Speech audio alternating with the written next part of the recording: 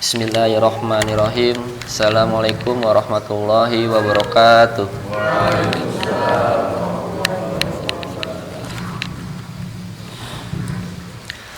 Alhamdulillahi rabbil alamin wa bihi nasta'in wa ala umuri dunya waddin.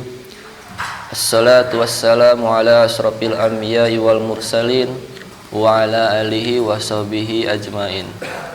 Rabbi shrahli sadri wa yassirli amri wahlul 'uqdatam min lisani yafqahu qawli. Amma ba'du. Segala puja dan puji syukur kita kehadirat Allah Subhanahu wa taala yang mana telah memberikan kita beribu-ribu nikmat, dari nikmat iman, nikmat Islam, serta nikmat sehat, sehingga kita bisa berkumpul di tempat yang sangat mulia ini.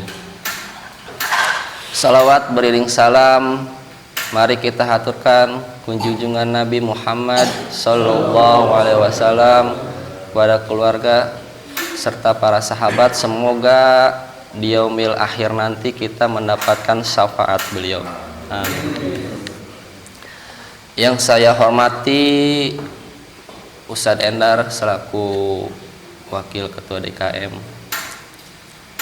Yang saya hormati Ustadz Heru sebagai penasehat TKM Al-Hakim, bapak-bapak, ibu-ibu, para asatijah yang tidak bisa saya sebutkan satu persatu, tetapi tidak mengurangi rasa hormat dan takjim saya kepada para bapak-bapak dan ibu-ibu yang hadir di tempat ini. Alhamdulillah, pada kesempatan hari ini, pagi ini, kita bisa berkumpul di tempat mulia ini untuk melaksanakan kuliah subuh yang rutin setiap minggu kita laksanakan. Dan pada kesempatan pagi hari ini, yang kebetulan saya yang membawa atau mengisi pada kuliah subuh hari ini, yang insya Allah nanti akan saya beri materi untuk pagi hari ini terkait masalah konsep harta dalam agama Islam.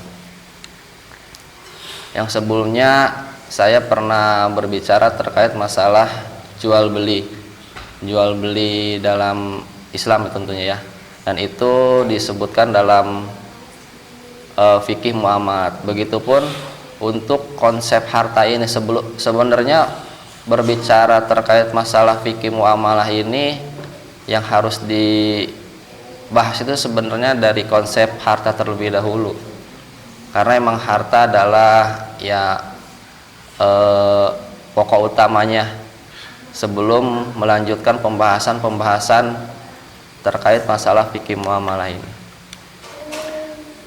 Yang kita ketahui, harta adalah bagian yang sangat penting dalam kehidupan kita, karena kebanyakan semua aktivitas kehidupan kita di dunia ini berlandaskan ya harta tersebut gitu.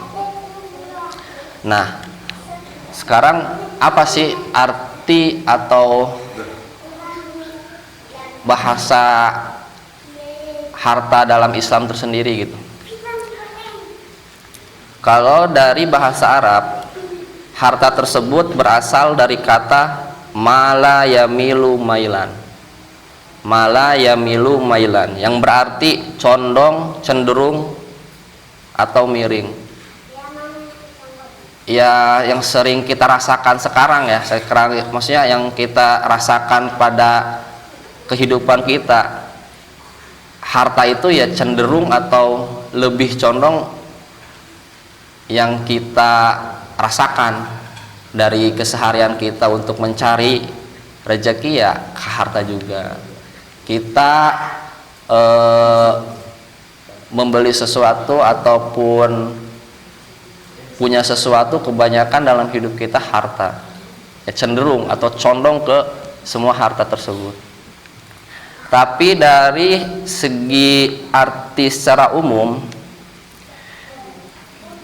itu harta adalah segala sesuatu yang menyenangkan manusia dan mereka pelihara baik dalam bentuk materi maupun dalam manfaat. Jadi harta ini adalah segala sesuatu yang kita nilai mempunyai manfaat, makanya disebut sebagai harta. Handphone punya manfaat untuk kita dalam keseharian kita, ya kita sebut sebagai harta itu.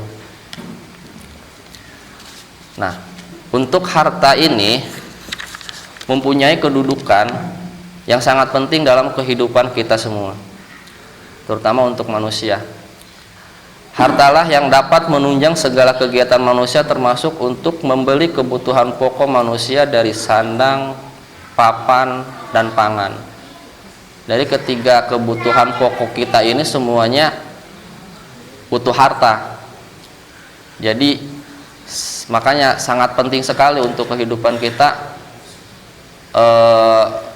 dalam kehidupan kita di saat ini seperti itu. Nah, untuk menjaga harta adalah termasuk 5 urusan pokok manusia yang harus dijaga. Nah, makanya selain kita untuk butuh harta ini, kita harus menjaga juga, karena emang itu adalah salah satu kebutuhan manusia yang harus dijaga. Selain 5 pokok ini, yang pertama itu yang harus kita jaga itu adalah agama. Selanjutnya yang kedua jiwa, akal, kehormatan, dan yang terakhir adalah harta. Makanya ketika kita, contohnya mungkin ada kerampokan gitu kan dalam rumah, tapi kalau emang semisalnya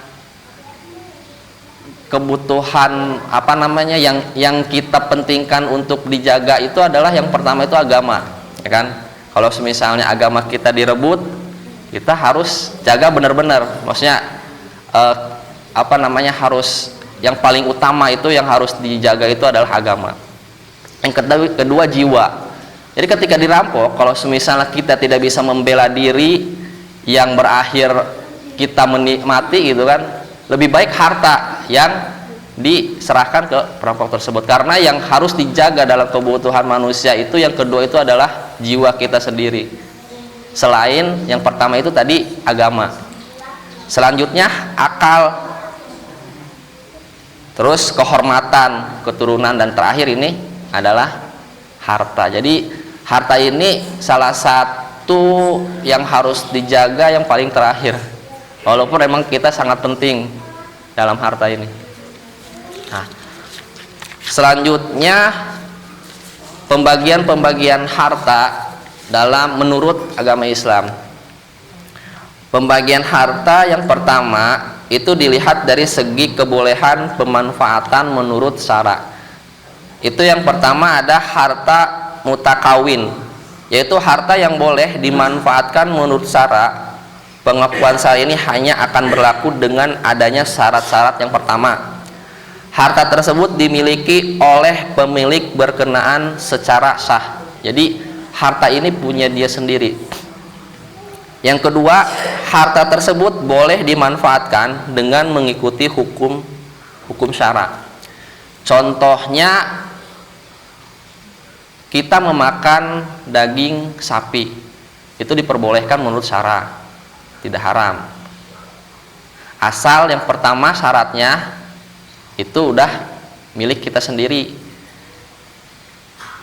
Yang kedua, diberlakukan cara pengolahannya ataupun cara penyembelihannya itu harus berdasarkan sesuai dengan hukum syara.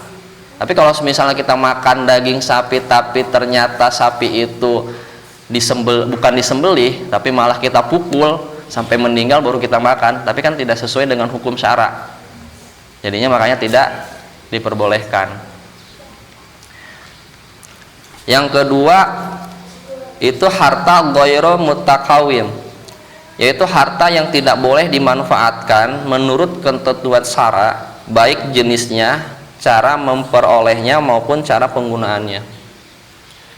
Contoh harta tersebut yaitu babi dan khamar termasuk harta ghairu mutakawin, karena dari jenisnya pun kita tidak diperbolehkan untuk mengkonsumsi ataupun ya memelihara juga, ya tidak diperbolehkan babi. Yang kedua, sepatu yang diperoleh dari hasil mencuri, yaitu termasuk harta ghairu mutawakin karena cara memperolehnya yang tidak sesuai dengan ketentuan hukum syara.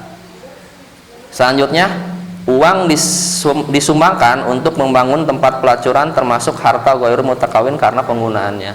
Jadi harta ghairu mutakawin ini yaitu harta yang tidak boleh dimanfaatkan menurut ketentuan syara dari jenisnya, memperolehnya maupun penggunaannya. Itu dari jenis harta. Dari macam-macam dari dilihat dari segi kebolehan pemanfaatannya. Selanjutnya pembagian harta dilihat dari segi jenisnya. Dari segi jenisnya ada harta manqul. Harta manqul ini yaitu harta yang dapat dipindahkan dari satu tempat ke tempat lain, baik tepat pada bentuk dan keadaan semula maupun berubah bentuk dan keadaannya dengan perpindahan atau perubahan tersebut. Nah, harta ini yang kategori yang seperti ini seperti uang. Uang berpindah tangan dari kita kepada orang lain, tapi dari segi bentuknya ataupun keadaannya tetap ada, jadi tidak hilang. Seperti barang-barang dagangan, barang dagangan pun yang tadinya punya orang lain pindah ke tangan kita, seperti itu, dan macam-macam yang lainnya. Yang kedua dilihat dari segi jenisnya itu ada harta ghairu manqul. Harta ghairu manqul ini yaitu harta yang tidak dapat dipindahkan dan dibawa dari satu tempat ke tempat lain. Harta ini yang sudah paten, contohnya mungkin rumah. Rumah kan tidak bisa kita geser-geser. Tapi ada sih kalau di daerah mana ya, adat apa namanya, adatnya itu memindahkan rumah yang panggung gitu ya, berbentuk di mana itu ya, Sulawesi atau mana ada. Jadi apa namanya, harta ghairu manqul ini harta yang tidak bisa dipindah-pindahkan dari satu tempat ke tempat lain ya. Contohnya gedung-gedung seperti itu kan, itu harta yang tidak bisa kita pindahkan. Selanjutnya, pembagian harta ini bisa dilihat dari segi pemanfaatannya. Dari segi pemanfaatannya, harta yang pertama itu harta istimali. Istimali itu apa? Yaitu harta yang apabila digunakan atau dimanfaatkan benda itu tetap utuh, sekalipun pemanfaatannya sudah banyak digunakan. Contoh untuk harta yang tadi itu harta istimal ya. Harta istimal ini contohnya yaitu tempat tidur. Ya, tempat tidur itu kan selalu kita gunakan manfaatnya untuk kita istirahat, untuk kita rebahan gitu. Tapi dari segi bentuknya tidak ada yang berubah. Tidak ada sedikit pun yang berubah dan apa namanya hilang gitu setelah kita manfaatkan tersebut. Nah, yang kedua itu ada harta istihlaki, yaitu harta yang apabila dimanfaatkan berakibat akan menghabiskan harta tersebut. Jadi harta-harta ini ya harta yang sekali pakai. Jadi nggak sekali pakai juga sih, maksudnya ketika kita sudah gunakan ada yang berkurang dari harta tersebut. Ya contohnya harta-harta tersebut ya mungkin makanan, sabun, yang pokoknya yang ketika kita gunakan ada dari bentuknya ada yang berkurang ataupun hilang, seperti itu. Selanjutnya dilihat dari segi ada tidaknya harta jenis di pasaran, yaitu harta mitsli, yaitu harta yang jenisnya mudah didapat di pasaran secara persis dari segi bentuk atau nilai. Harta misli ini terbagi atas 4 bagian meliputi harta yang ditakar seperti gandum, beras, dan sebagainya. harta yang ditimbang seperti besi, harta yang dapat dihitung seperti telur dan sebagainya, dan harta yang dijual dengan meteran seperti kain, papan dan lain sebagainya. Jadi dilihat dari segi jenis di pasaran ini yang disebut dengan harta misli. Harta misli ini jadi yang sudah banyak di pasaran. Jadi kita melihatnya pun udah banyak harta-harta ini yang ada di pasaran-pasaran. Nah, ada kebalikannya yaitu harta kimi, yaitu harta yang tidak ada jenis yang sama dalam satuannya di pasaran atau ada jenisnya tetapi pada setiap unit berbeda dalam kualitasnya. Jadi contoh ini adalah harta-harta yang langka. Jadi harta yang tidak banyak beredar di pasaran. Tapi harta misli itu bisa berubah menjadi harta kimi ketika harta tersebut langka. Contohnya mungkin bulan-bulan lalu seperti minyak ya. Minyak itu kan pada dasarnya minyak ini adalah harta misli karena emang sering kita temukan. Tetapi tiba-tiba harta ini berubah menjadi harta kimi karena jarang kita temukan. Seperti contohnya seperti itu, yang tadinya adanya harta misli berubah jadi harta kimi karena emang ada kelangkaan di pasaran tersebut. Ya, contoh lainnya untuk harta kimi ini kita membeli barang dari luar. Contohnya di luar ini kita beli barang dari luar negeri kita beli barang, tetapi di Indonesia ini tidak ada barang yang seperti itu. Walaupun ada, tapi dari jenisnya berbeda dan kualitasnya, yang pasti kualitasnya berbeda kayak gitu. Mestinya kayak barang-barang KW lah ya. Barang-barang KW itu kan banyak, tapi tidak dari segi kualitasnya itu tidak sama apa yang kita beli seperti yang di luar negeri itu. Terus yang terakhir untuk pembagian harta itu ada dilihat dari status harta. Dari status harta ini yang pertama ada harta mamluk, yaitu harta yang telah dimiliki baik milik perorangan atau milik badan hukum atau milik negara. Harta mamluk terbagi menjadi dua macam, yaitu harta perorangan yang bukan berpautan dengan hak bukan pemilik seperti rumah yang dikontrakan. Yang kedua, harta pengongsian antara dua pemilik yang berkaitan dengan hak yang bukan pemiliknya, seperti dua orang berkongsi memiliki sebuah pabrik ataupun memiliki sebuah usaha, tetapi dia bekerja sama, sebuah pabrik dan 5 buah mobil dan lain sebagainya. Nah, ini disebut dengan harta mamluk, yaitu harta yang telah dimiliki baik milik perorangan ataupun milik badan hukum. Yang kedua itu harta mubah, yaitu harta yang asalnya bukan milik seseorang, seperti mata air, binatang buruan, pohon-pohonan di hutan dan lain sebagainya. Harta semacam ini boleh dimanfaatkan oleh kita dengan syarat tidak merusak kelestarian barang tersebut. Jadi barang-barang di hutan itu kayak seperti pepohonan dan lain sebagainya bisa kita pergunakan asal emang itu tidak ada pemiliknya, bisa kita gunakan, tetapi ya tidak boleh kita merusak alam tersebut gitu.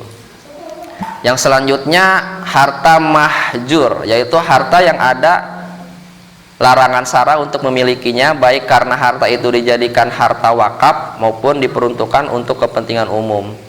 Harta ini tidak boleh diperjualbelikan, diwariskan, dihibahkan maupun dipindah tangankan.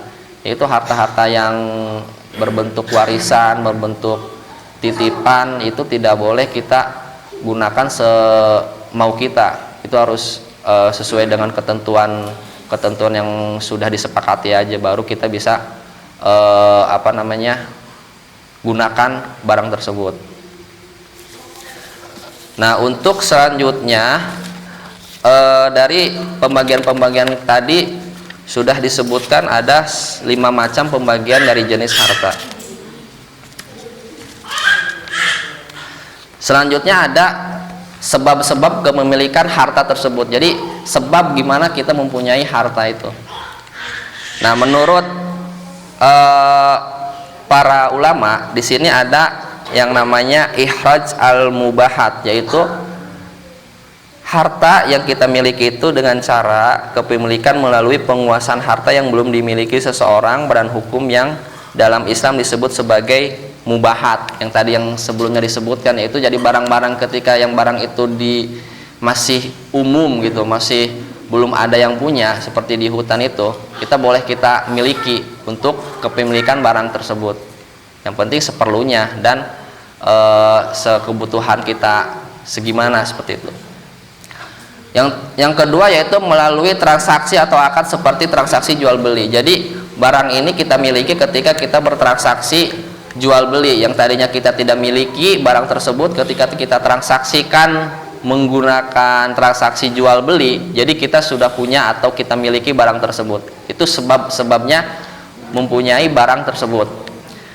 Dan yang kedua yaitu warisan. Nah, warisan ini adalah harta yang diperolehkan seseorang dari peninggalan ahli warisnya. Nah, harta-harta yang seperti ini salah satu sebabnya kita mempunyai harta.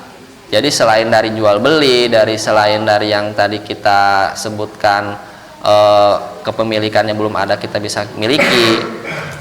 Yang ketiga ini ya terkait masalah warisan. Jadi kita bisa mempunyai harta dari warisan siapapun, dari orang tua ataupun yang lain. Terus ada juga tawalud min mamluk, yaitu harta yang berasal dari suatu harta yang telah dimiliki. Contohnya ini adalah seperti anak kambing yang lahir dari seekor kambing yang telah dimiliki, buah dari kebun yang dimiliki. Nah, jadi kita mempunyai barang, mempunyai harta dari harta yang sudah kita miliki. Contohnya yang tadi kambing. Ketika kambing ini kan sebagai harta kita, ketika dia lahir kita punya harta lagi yang lain. Contohnya pohon-pohonan juga. Ketika pohon mangga ini kita miliki karena ini sebagai bentuk harta dan dia berbuah, mempunyai harta lagi dari yang sudah kita miliki tersebut. Harta pemberian negara yang diberikan kepada rakyat itu salah satu sebab musabab juga kita mempunyai harta. Dan harta yang diperoleh seorang dengan tanpa mengeluarkan harta ataupun tenaga apapun, yang biasanya ini mungkin pemberian dari orang lain, seperti itu bisa kita miliki. Selanjutnya ada kedudukan harta dalam Al-Quran. Nah, kedudukan harta yang penting ini di sini. Jadi kedudukan harta dalam Al-Quran dan hadis. Jadi harta ini yang maksudnya gimana? Harta ini adalah sesuatu yang tidak melulu kita gunakan untuk duniawi, tapi ada juga harta yang kita gunakan untuk kepentingan kita untuk beribadah. Nah, dalam kedudukan dalam harta ini nanti dijelaskan. Yang pertama, harta ini pemilik mutlak harta adalah Allah Subhanahu wa taala. Yang selalu kita dengar ya, harta ini adalah titipan dari Allah Subhanahu wa taala. Harta ini adalah titipan dari Allah Subhanahu wa taala yang kalau kita jaga, seperti itu. Nah, pemilik mutlak adalah harta adalah Allah Subhanahu wa taala, sedangkan kepemilikan manusia terhadap harta hanya bersifat relatif yang sesuai dengan ayat Al-Qur'an, yaitu yang artinya kepunyaannya lah semua yang ada di langit, semua yang ada di bumi, semua yang ada di antara keduanya, dan semua yang di bawah tanah. Jadi pada dasarnya emang semua harta yang ada di bumi itu adalah pemiliknya Allah Subhanahu wa taala. Kita adalah sebagai khalifah yang harus menjaga, yang memanfaatkannya yang seperlunya. Seperti itu. Terus berdasarkan kedudukan harta dalam Al-Quran dan hadis, yang kedua itu adalah harta sebagai amanah atau titipan. Nah, yang tadi itu, jadi titipan, emang titipan dari Allah yang pada dasarnya adalah Allah Subhanahu wa taala yang mempunyai harta ini. Kita hanya dititipkan untuk menjaganya, untuk memanfaatkannya. Makanya untuk pemanfaatan harta ini tidak diperbolehkan untuk pemboros-borosan. Ya seperlunya kita untuk gunakan, seperti itu. Sesuai dengan firman Allah dalam surat Al-Hadid ayat 7 yang berbunyi artinya berimanlah kepada Allah dan Rasulnya dan infakkanlah di jalan Allah sebagai harta yang telah Dia menjadi kamu sebagai penguasanya atau amanah. Maka orang-orang yang beriman di antara kamu dan menginfakkan hartanya di jalan Allah memperoleh pahala yang besar. Jadi titipan ini, harta ini adalah titipan yang pada dasarnya harus kita gunakan dengan semaksimal mungkin. Dan dari harta yang kita punya ini sebenarnya ada harta milik orang lain juga. Makanya kita dianjurkan untuk berzakat, berinfak dan lain sebagainya, karena emang harta yang kita punya itu ya ada sebagian harta orang lain juga, seperti itu. Makanya disebut dengan harta titipan. Yang selanjutnya yaitu harta sebagai bekal ibadah. Nah, yang tadi disebutkan sebelumnya, harta ini yang nggak melulu untuk duniawi, tapi bisa juga untuk kita beribadah. Ya contohnya kita ke masjid pun perlu harta, dari pakaian, dari yang lain sebagainya, kendaraan. Kita ingin beribadah haji pun perlu harta, gitu kan. Tanpa harta kita ya nggak bisa beribadah haji, karena emang haji itu bagi yang mampu, ya kan, bagi yang mampu terkait harta tersebut. Jadi kita untuk berjihad, berdakwah dan sebagainya pun memerlukan harta-harta yang kita miliki. Jadi tidak melulu harta ini untuk duniawi, tetapi untuk ibadah pun bisa kita gunakan. Sesuai dengan ayat At-Taubah, di surat At-Taubah, surat At-Taubah ayat 41 yang berbunyi artinya, berangkatlah kamu baik dalam keadaan merasa ringan maupun berat, dan berjihadlah kamu dengan harta dan dirimu di jalan Allah, yang demikian itu adalah lebih baik bagimu jika kamu mengetahui. Nah, dalam surat At-Taubah ini menegaskan bahwa kedudukan harta dalam Islam sangat penting, yaitu sebagai sarana ibadah, baik ibadah vertikal maupun horizontal. Yang selanjutnya, harta itu yang terakhir dari segi kedudukan dalam Al-Quran dan Sunnah, yaitu adalah harta sebagai perhiasan. Jadi harta ini diciptakan oleh Allah untuk membantu manusia dalam menghadapi hidupnya, menambah keindahan duniawi, dan menjadi fitrah manusia bahwa ia akan selalu mencintai harta sampai ajal tiba. Yaitu yang tadi seperti dari awal bahasa Arab itu condong. Jadi kita itu emang bener-bener lebih condongnya untuk memerlukan harta sampai ya sebutkan tadi. Jadi sampai ajal kita pun kita masih butuh harta tersebut.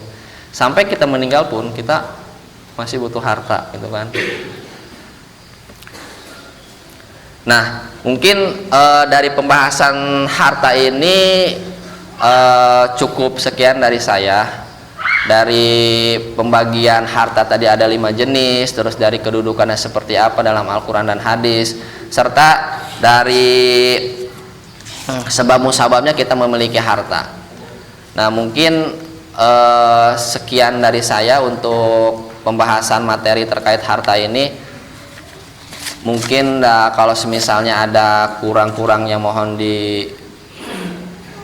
berikan pintu maaf yang sebesar-besarnya terkait pembahasan yang belum bisa semaksimal mungkin, dan juga ada kata-kata yang salah dari saya. Kalau misalnya ada kekurangan boleh ditambahkan, dan juga kalau misalnya ada kesalahan mohon dikoreksi. Wabillahi taufiq wa hidayah. Wassalamualaikum warahmatullahi wabarakatuh.